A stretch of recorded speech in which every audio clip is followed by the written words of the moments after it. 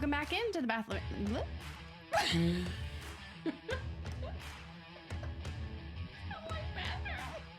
Sometimes you want to go. That's all. Go.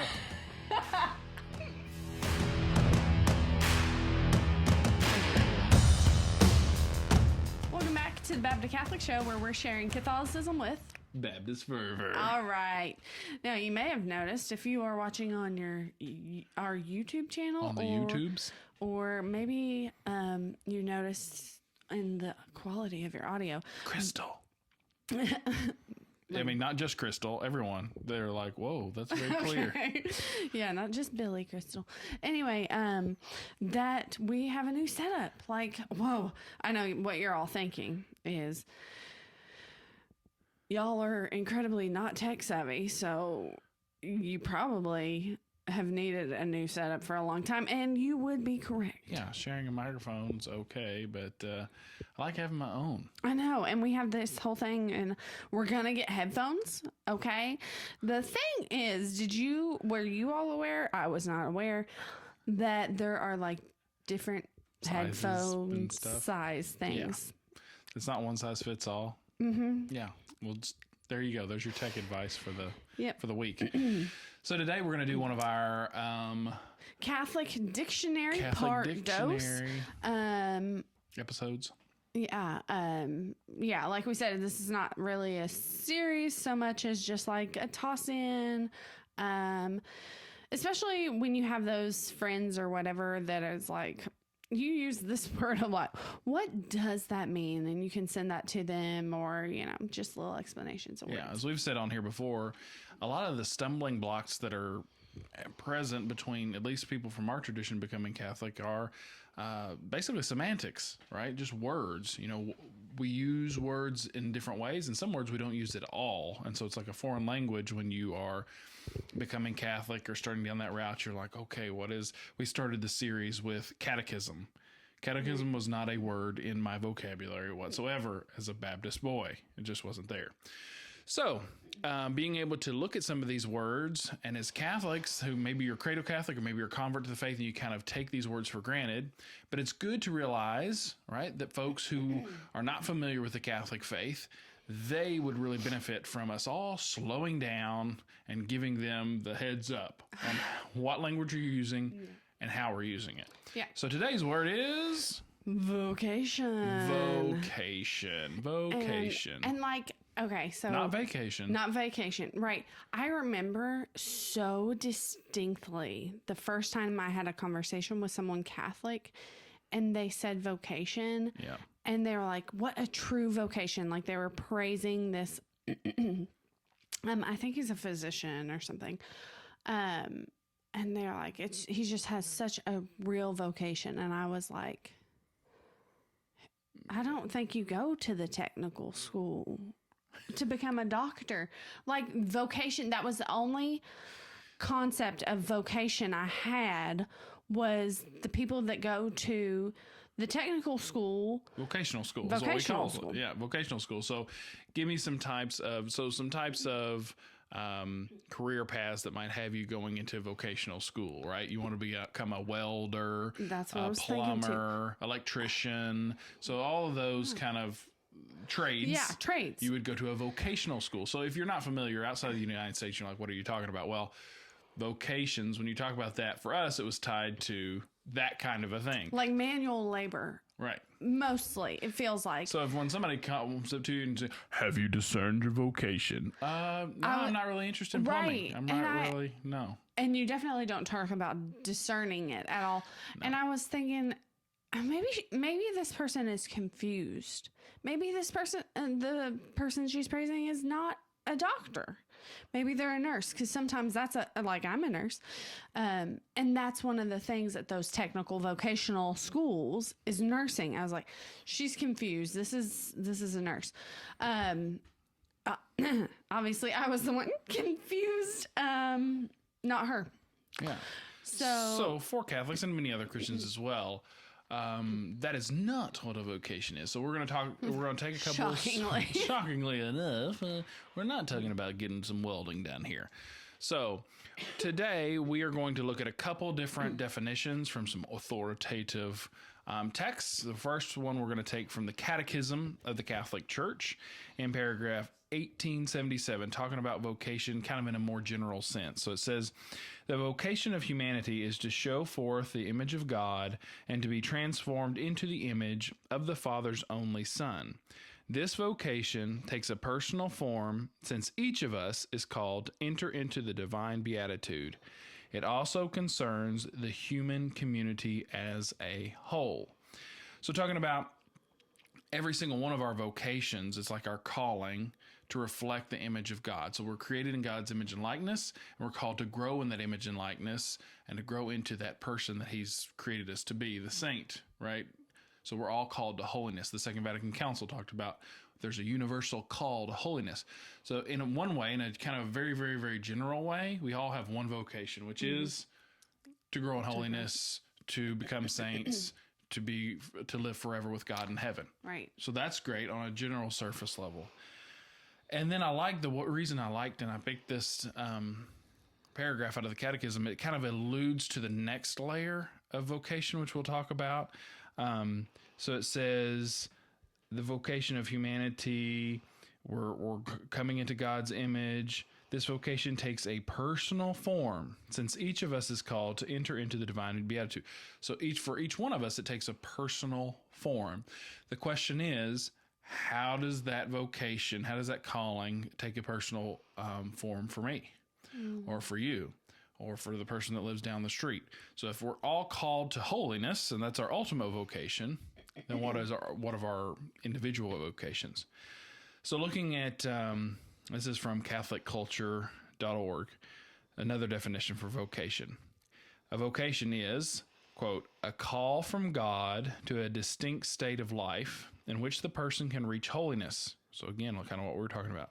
The Second Vatican Council made it plain that there is a universal call, vocatio, to holiness in the church. And that's from Lumen Gentium.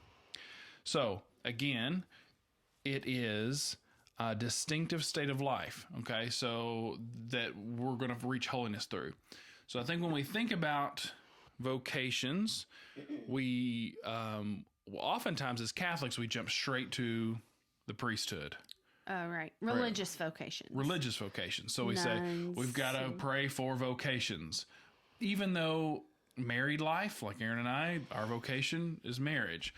Even though that is a vocation, when we say we're going to pray for vocations, that doesn't mean usually we need to pray that more people get married, even though that's a legitimate vocation. What they're meaning there is something different. Maybe, I think actually we should pray more for marriage than we do. Thinking about just like maybe a deepened understanding of that vocation, or marriage as vocation. Truly. Yeah. And so what are some of the vocations there? And so we'll just jump to the most. So we have religious vocations. So whether that is for a man to the priesthood, right, to be ordained to the priesthood, also holy orders. That could also be, if the man goes on, is chosen to become a bishop, of course, the same, kind of thing, to the permanent diaconate. So a man who, married or not, can become a deacon. Brothers, like monks. Religious brothers and sisters who live in convents or religious communities. Obviously, that's a type of vocation. We already alluded to the married vocation, right, as well. There is a little bit of a controversy within church, I've noticed, about the quote-unquote single vocation. Even though, you hear it prayed for, people in that vocational life. And it is a type of vocation. It's just, is that a vocation that you're called to stay in your whole life? Or I've heard different voices back and forth on that piece here recently. I was thinking about it, but regardless, it's all different states of life. Even single people, right, are called to holiness. So it's not like they don't have a vocation. We all have a vocation. It's just a matter of discerning and praying and asking the Lord, what is it? And how am I going to go about how what are the circumstances by which I need to, what are the steps I need to take in order to get moving on that vocation? Yeah. Right. Yeah. So it's it's not about the vocational school. It's not. At It's all. not about the vocational school at all, Aaron. I mean, well, granted, welders have a vocation to holiness, just like True. the rest of us. True. Okay? So, True. really, I mean, in a roundabout way, kind of sort of was all about the vocational school. So, Right. you weren't incorrect at the very least. So, Yeah. you know, And- one of the funny things I have, like a... Of course, I too was like Aaron. I was like vocational school. I didn't really know what that meant. Vacation. Like, yeah, I'd like to take one of those. But, but that, of course, that's not what we found out what it meant. But what's interesting is, though, within my Baptist upbringing, and I think most evangelicals, if you're listening, could relate to this, or former evangelicals too. When someone was discerning, we wouldn't say discerning their vocation. Rather, you know, especially if you're talking about clergy, right? And they would they're called. yeah, and even more the language is you surrender to the call, which is beautiful in its own way, like that kind of phraseology and the way of thinking about it. You're surrendering to, like, God is calling you to something and to live out, And you're being your life, submissive to and you're it. being submissive and you're saying yes to Him. It's Yeah, I not agree. different from, you know, discerning your vocation is good, but it also kind of sometimes you can think of it like this means I'm mustering up all my energy by myself and Yeah. like figuring it out, where it really is in both cases you listening for the Lord and what the Lord has created you to do, Right. and then saying yes to that, like Mary said, you know, be it done unto me according to thy word. Whatever it is you're calling me to do, I'll do it, because that's the way that I'm going to grow in holiness. Right. Because you created me specifically for this vocation. And if I choose to run away from it, it's not going to be the best for me. So I love that. That's what, like, the calling to, as in, like, whatever that vocation is how you're going to become a saint. You know what I mean? Because I think until I became Catholic, I wouldn't have at all thought our marriage or us having kids or anything like that was how I was growing in holiness. yeah, and one of the tools by which you would be saved if you're submissive to Sanctified that, right? through You're it, sanctified right. and brought into Yeah, and holiness. I just didn't have that understanding at all. And it's something that I have really appreciated about being Catholic, because it's it almost reminds you that even in these sometimes small ways, right? Like lovingly changing a diaper rather than being frustrated, or, you know, responding to a temper tantrum, or, you know, even just having dinner ready or something when your spouse gets home, that kind of thing. Those are such small things. But when you view it as in, this is the road of me going to heaven, this is my map. And I just think that takes on a different perspective to where you can do those things with a lot more joy. And you can view them less as a task or maybe menial kind of work, and view them as the work of the Lord, being the hands and feet of Christ here. And obviously, like that, I say that from my perspective in my vocation, but obviously, in the same way for, you know, sisters and priests, that they're, you know, when a priest has someone come to confession and they lovingly respond to sin, which is obviously like breaks all of us apart, and takes us away from the body of Christ anytime we sin.